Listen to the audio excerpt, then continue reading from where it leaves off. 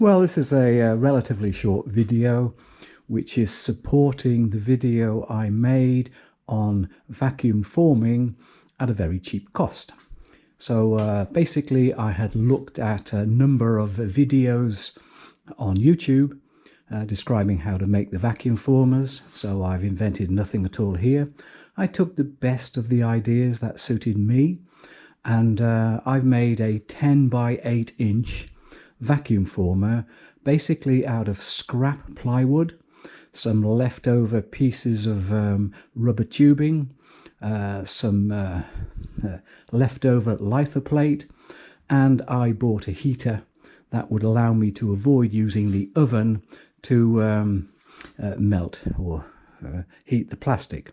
So the first thing I did was to basically make a box. So the box was determined in size on the size available to me of the plastic. So I've been using some 1mm thick 10 by 8 or 300mm by 200mm high impact polystyrene. You can use all sorts of plastic. I chose this one because it's nice and rigid for the servo covers that I was planning to make. So basically I wanted a box that would fit nicely on, form a seal when it clamps onto the rubber, and that determined the size I made. So the box is a little bit bigger than the 300 by 200 readily available A4 size HIPS, as it's called, high impact polystyrene. So the box itself is just made out of very simply 10mm thick plywood. So this is basically just stuck together with hot glue. I made sure that I put a small hole in the back, and the hole in the back is determined by the size of the vacuum cleaning nozzle, which will in turn pull the vacuum down. So for the top I use some 6mm thick 6mm hold pegboard.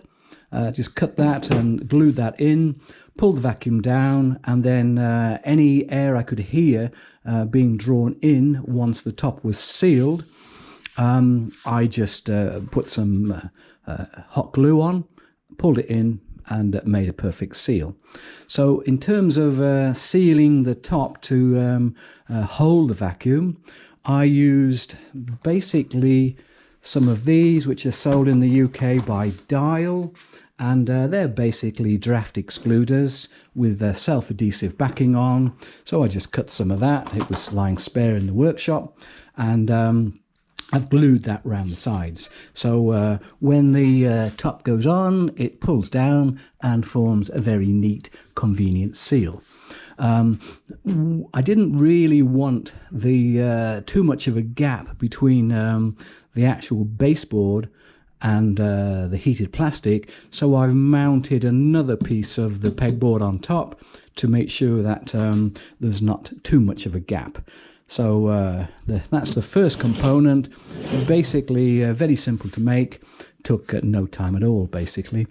The next component is something to hold the plastic in place. So some people make these with bolts all the way around. It's just a tray basically. I found some convenient hinges, mounted them on. It's the same rubber to form a seal on the bottom, doesn't need anything on the top, and some toggle clamps which were a couple of quid here in the UK, and they're just designed to hold that on. So we take the A4 piece of high impact polystyrene, place it on there, pull that down, and put the toggle bolts on. Very easy to do, even do it with one hand. And there's the polystyrene securely in there. Once that's heated up, it conveniently fits over that, so it's made probably just a couple of mil on either side all the way around, not forgetting to leave a cutout in the back for the vacuum to go in. So in terms of pulling the vacuum down on that, I'm using a basic Titan vacuum cleaner, which is general use in the workshop, and the nozzle basically just pushes in the back, and when that's switched on, pulls a very good vacuum, certainly more than we would ever need for this, down onto the plastic. So basically we've got those two components, the tray to hold and the actual vacuum box itself, all again done in 10mm ply, just lying around, and sealed once again with the hot glue. In terms of the inside of it, probably not that necessary, but I had some litho plate just lying around. It's just thin aluminium stuff. It's more or less free in the UK. Stuck that onto the insides of this just to make sure nothing got too hot. And the reason I used the 10mm was to make sure that there was no distortion when the vacuum was pulled on. So there we go. Once again, I was prevented from putting this in the oven, which a lot of people do. It's too bulky, and there is a small risk of some toxic fumes being evolved if you forget it's being left in there. So another solution to avoid going up and down to the kitchen was using a small heater. So I managed to find this one. It's manufactured by Beldray, probably somewhere in China. Okay, it's made in China. It's basically a 1200 watt heater with each bar controlled individually, so 400 watts per tube. It comes complete with a tip switch on the back, so if it falls over, then it cuts out. However, I disabled that, so I can lay it on its back and make it suitable for mounting the tray. It can be switched on and off very simply by pushing the buttons in. It's switched off at the moment, and I can control or switch in one of the three, or two of the three, or three of the three. For the A4 size, I tend to just use the two outer ones to avoid getting too much heat in the middle and not heating it evenly. So the option was just to put the box on top of there and have it rocking about. So the easy solution was again some spare 5mm plywood just lying around. I cut a frame out so it slips neatly over the top. It's now really secure. I lined it with some kitchen foil just to make sure we had some even heat distribution, best as I could. And you can see that the sides are inclined in once again to focus the heat on the A4 sheet. So that now just slips neatly over the top, and it's pretty secure, as much as you would like it to be. In place, the idea is that we get even distribution of heat. So if I can switch on the two outer ones, that's all I need. So now I've got quite an even instant heat being generated by the halogen bulbs in there, which incidentally can be replaced with this, so that's a useful feature. The actual heater itself cost only £7 delivered here in the UK, made in China. I don't know who's making money out of that, but I doubt it's the Chinese. So now we just put that on the top and basically leave it on for enough time where the plastic starts to sag and you can feel it starting to become more rubbery and less firm. So I won't waste that piece, but once that's off, switch that off, then all we need to do is to having already installed the vacuum hose in the back.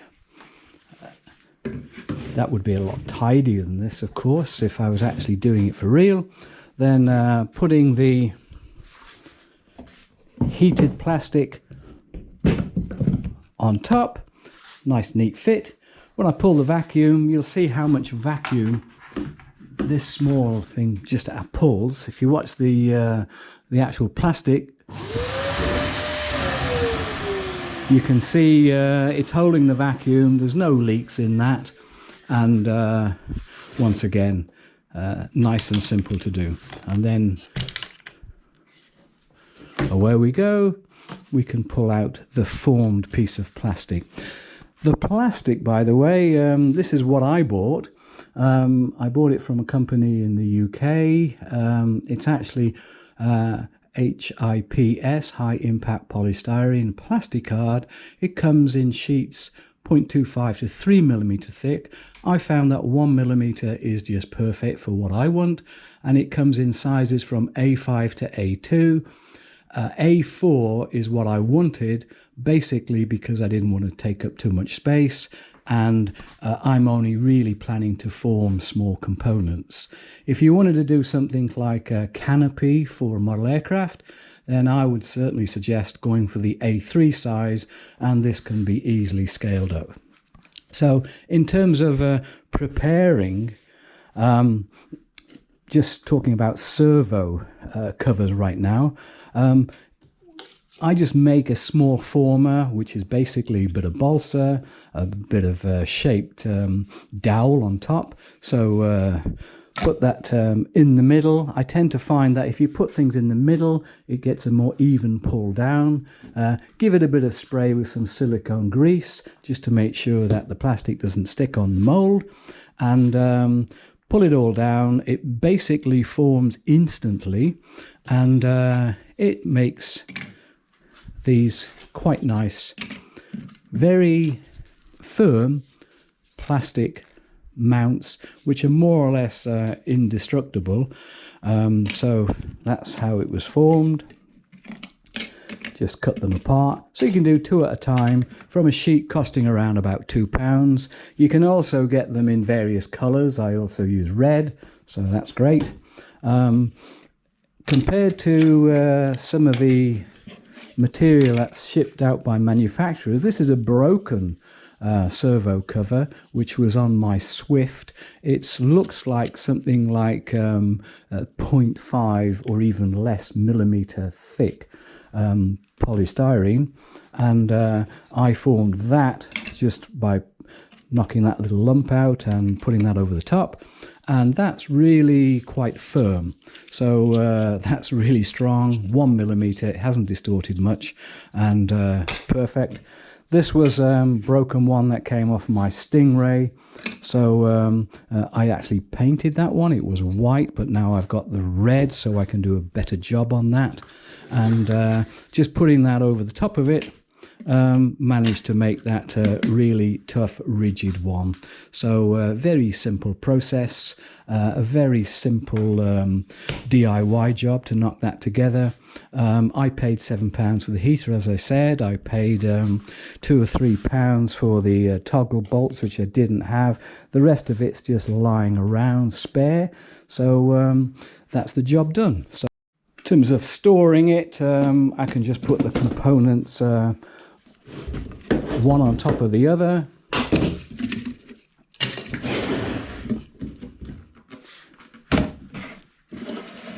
And it fits neatly in the corner, ready for its next task. So there's my homemade vacuum forming machine, as it were. Very simple, very easy to make. In total, took me about probably 6 hours cutting up the stuff, and a lot of that was thinking about how to put it together, but it's very easily done. It does a really nice job, and it does it very, very quickly. So hope that supports the video I released earlier on what I was doing, and it answers the questions that a few people on YouTube had asked me. Cheers for now.